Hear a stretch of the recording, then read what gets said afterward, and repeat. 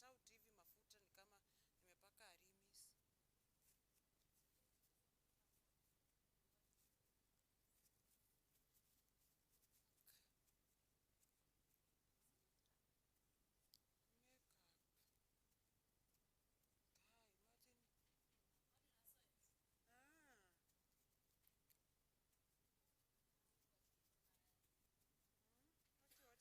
hivi mafuta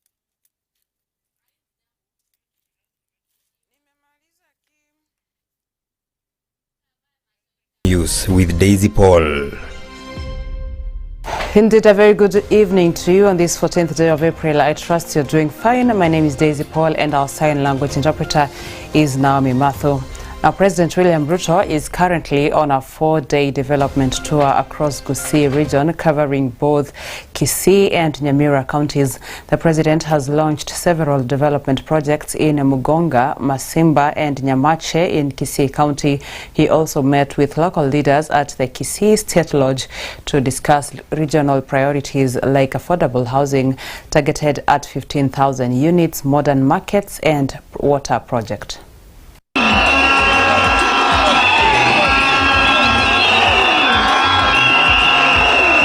Mimi niko hapa siku ngapi? Siku 4.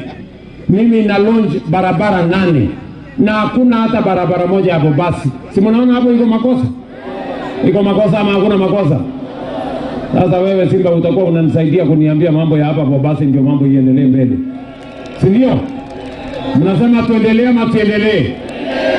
Vile vile watu wa Bobasi, mimi nataka niwaeleze, tumekubaliana ya kwamba katika maendeleo ya Kenya hatutaki ile siasa ya zamani, siasa ya matusi, siasa ya chuki na ukabila. Tunataka kila kiongozi akifika hapa apange mambo ya maendeleo ya hawa wananchi. Ni maendeleo ndio itabadilisha maisha yenu. Tuunganishe stima, tutengeneze barabara, tushughulike na hospitali, tupange mambo ya madaraja, tupange mambo ya maendeleo. Hiyo ndio itabadilisha Bobasi na Kisii na Kenya. Ni kweli ama si kweli? Mimi nauliza nyinyi, mtu akifika hapa atukanane, mambo itabadilika hapa? Director General wetu wa mambo ya barabara, yule contractor sijui anaitwa Hana ama sijui anaitwa nani, huyo Hanan huyo contractor atoke kwa barabara. Huyo contractor ameshindwa. Ndio. Huyo contractor amehangaika hapa tangu 2018. Huyo ni mtu wa kujenga barabara ama amekuja hapo urembo? Na ametusumbua tena barabara nyingine ya Sosera huko. Sasa wewe mtu ya Director ya Kera, wewe bwana simama hapo, wewe bwana Magoni. Huyo contractor sijui anaitwa nani? Man. Huyo contractor mwambie atoke kwa barabara yangu, aende achome makaa. Kuna hiyo? Atoke kwa hiyo barabara na atoke kwa barabara ya Sosera. Tafuta contractor mwingine ambaye atakuja kujenga hiyo barabara, kwa sababu tuko na pesa ya kujenga hiyo barabara. Huyo contractor aende afanye siasa. Hii barabara nimeanzisha leo. Mnasema tujenge hiyo barabara? Mnasema tujenge hii soko? Tuunganishe stima, tujenge hostel, tujenge cancer center, tujenge stadium, nijenge airport. Mnasema tuendelee na kazi? Ninyi watu wa Kisii, ninyi kama mfanyakazi wenu, yale mlioniambia ndio nayafanya. Na katiba inasema county government lazima ifanye kazi na national government, na hiyo ndio tunaendelea kufanya. Mimi kama deputy party leader wa chama cha OM, baba alipolala alituambia tubaki na baba ambaye ni wa chama ya UDA. Tushikane na yeye, tupeleke serikali mbele ama tuachane na yeye? Tushikane na yeye. Maneno ya kutuweka kwa na moja ya kutuambia sisi kazi yetu iwe tu kutusi rais. Kisii na Bobasi hatutaki. Na wale watu ambao wanatusi wewe your excellency hapa Bobasi, si hao wananchi wanawatuma. Wanaenda wanafanya vitu yao, wanakuja wanavuta busa zao, wanakuja kutusi wewe hapa. Na hapa basi watu wanataka tu maendeleo, maneno ya siasa ni baadaye.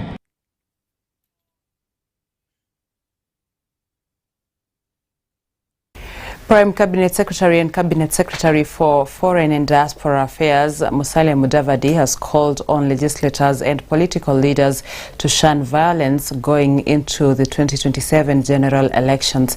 Mudavadi was speaking when he presided over the opening ceremony of the 6th Legislative Summit of the County Assembly Forum in Mombasa.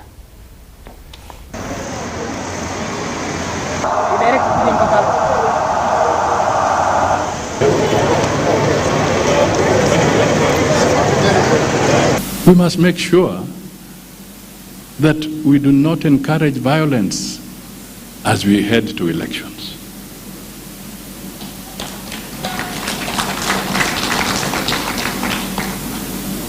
We should not be underwriters of violence.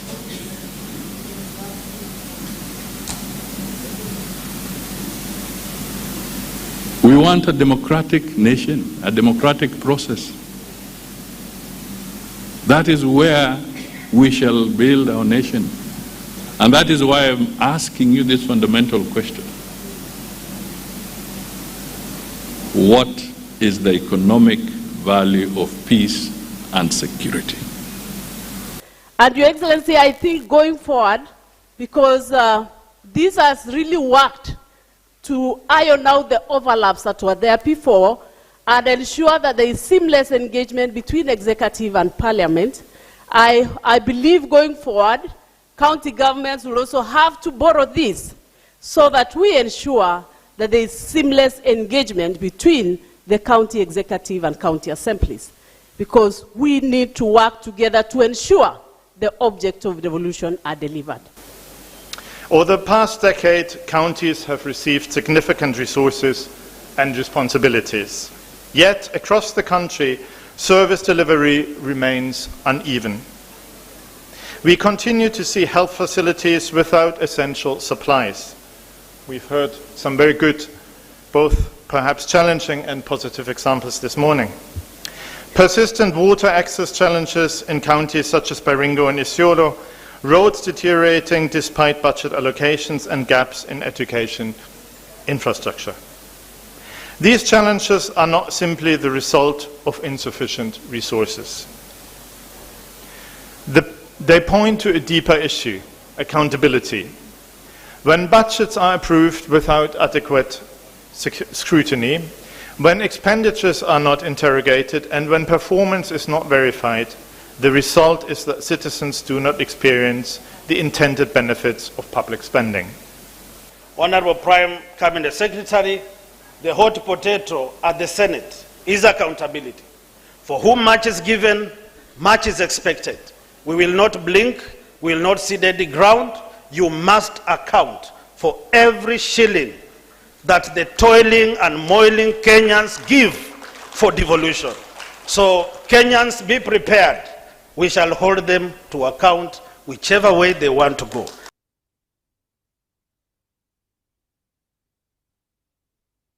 The Senate Standing Committee on Health conducted an oversight visit to the Nakuru County Referral and Teaching Hospital today, and led by Chairman and Uasin Gishu Senator Jackson Mandago. The delegation highlighted severe operational crisis and infrastructure needs, among them critical staff shortage, lack of essential supplies, energy costs, and expired medication.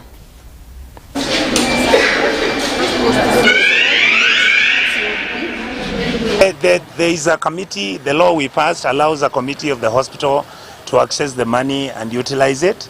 Next time when we come, we are going to sit down and look at the expenditure. We are going to look at the Auditor General's reports. We are actually going to look at the DNA and see whether the money that is supposed to be spent is being spent at the right places and for the right people. We are happy that medicines are available. We are happy that the postpartum problem where ladies bleed after they have given birth is now under control. We are very happy with that. And we believe that there's much more that can be done to just make sure that our people are given the basics. We don't want them to be given Nairobi Hospital, Lenana Hospital, or Aga Khan.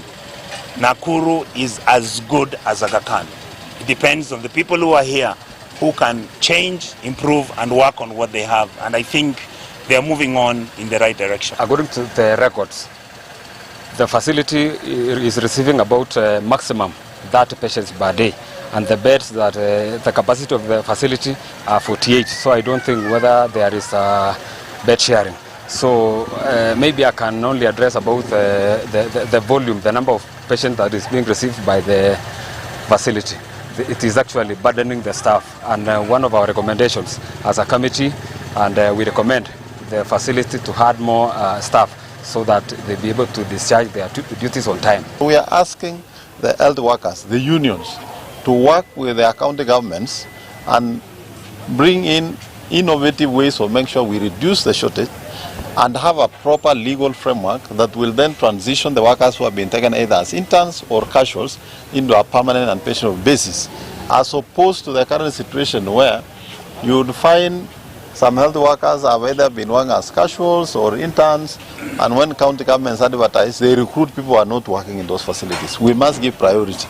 And this is why I want to congratulate the county government of Nakuru, because from 2016, 2018, those who are on contract and casuals, they have already been converted to permanent and pensionable, and they are working towards confirmation of those who have been taken thereafter, so that it now paves also room to take additional staff on contract.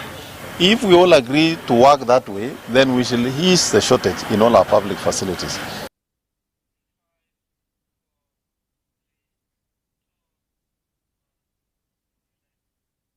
And still, Uasin Gishu Senator Jackson Mandago has said that the national government and counties ought to abolish private insurances for civil servants to allow growth of Social Health Authority. And speaking in Nakuru County Teaching and Referral Hospital during their visit, Senator Mandago said that the move would enable absolute attention and support for the national insurance, hence better management.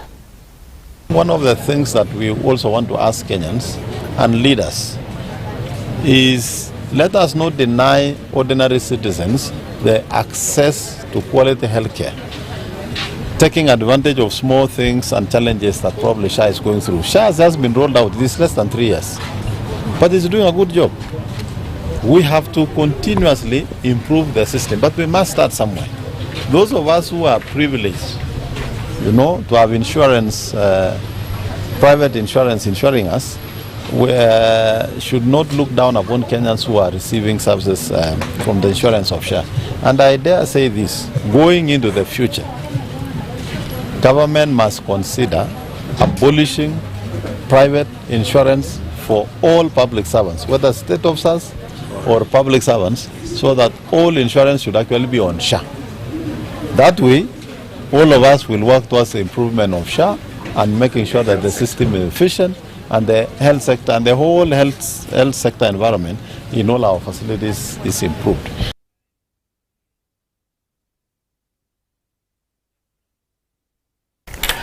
Affordable housing workers in Ruringu, Nyeri County, had demonstrated today over 5 weeks of unpaid wages.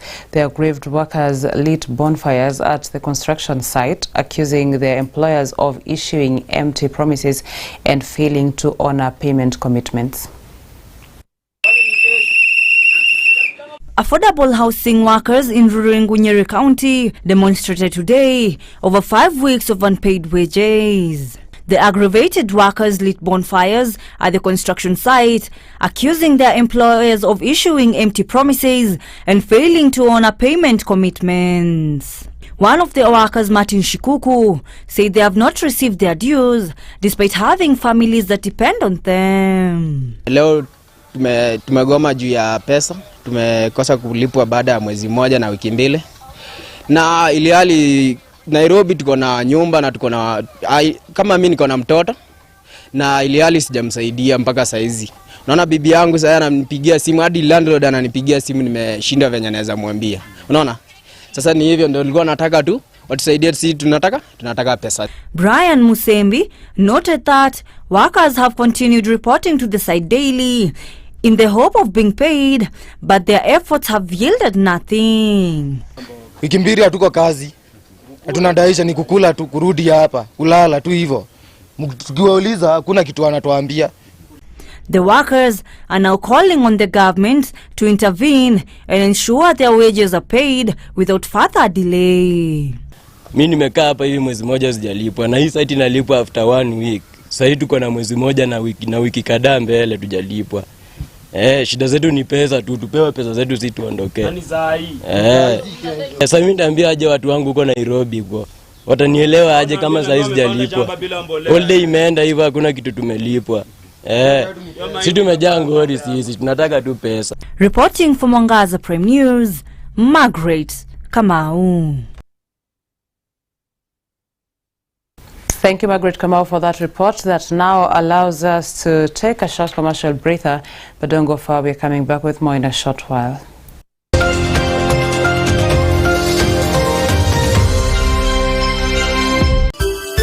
Unatazama Mwangaza TV, Tumaini.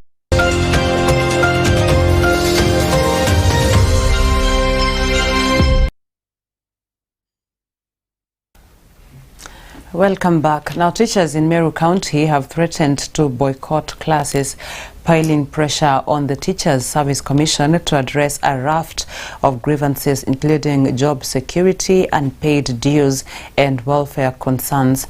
The teachers, drawn from junior secondary schools, and officials from the Kenya Union of Post-Primary Education Teachers, Meru branch, are demanding the immediate conversion of JSS teachers' contracts into permanent and pensionable terms.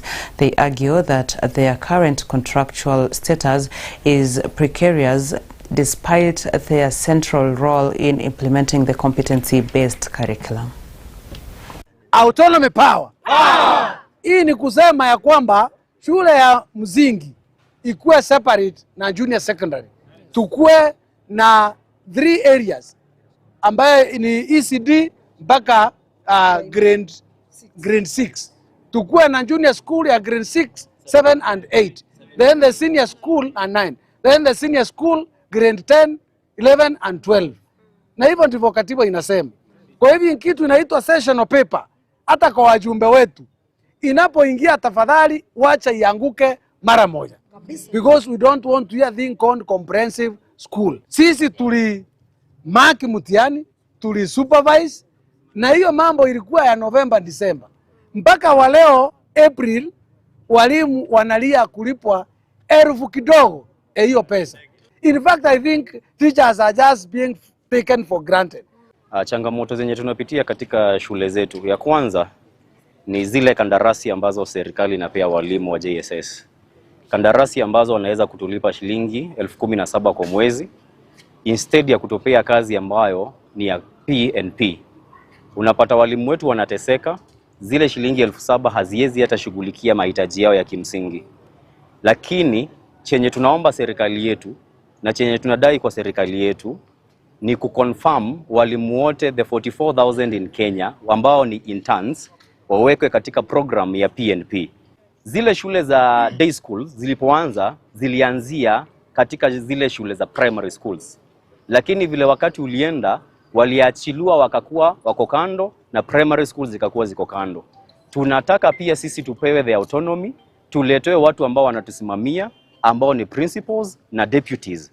Sisi mkataba wetu wa TSC na SHA tayari umeanza kuporomoka na hujamaliza hata miezi 6. Kwa hivyo tunasema kama SHA inafanya kazi, wacha ifanye kazi kwa mwalimu akienda hospitali anarudi nyumbani akiwa ameridhika. Tarehe 27 ile wa shule zinarudi, watu wanarudi.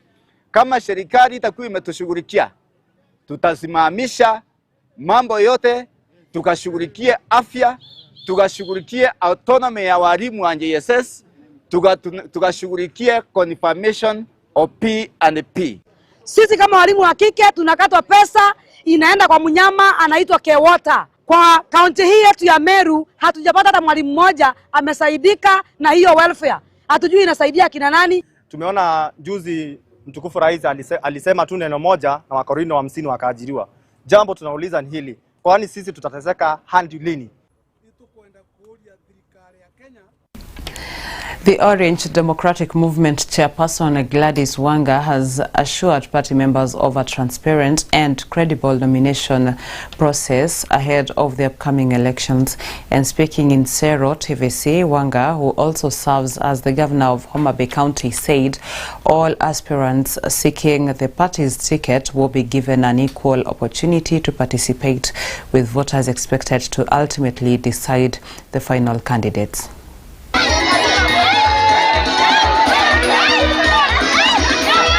Will hold free and fair nominations and give every person who is interested in running an equal opportunity to run, and the people who will choose those who will run on ODM tickets are the people. So kama mtu anataka kiti aende ground, aongee na wananchi. Wananchi ndio atakupatia nafasi uje utafute kiti na chama cha ODM. But this our party is all we have. This is what our party leader left us. We will defend our party. We will protect our party. Defending our party comes number one. Before anything else. Defending our party comes number one before anything else. So we will defend the party, we will defend our people, we will defend our areas, we will make sure that our parliamentary strength is not reduced even by an inch. That we must first have respect for our party. Hiyo vitu vingine itafuata baada, kwa sababu bila chama na bila kura na bila wananchi hakuna mahali tunaweza tembea tukienda.